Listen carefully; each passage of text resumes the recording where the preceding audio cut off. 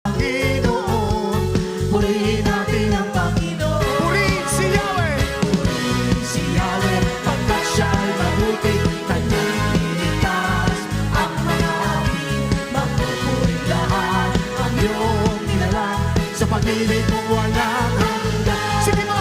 Ako'y magpupuri sa Panginoon.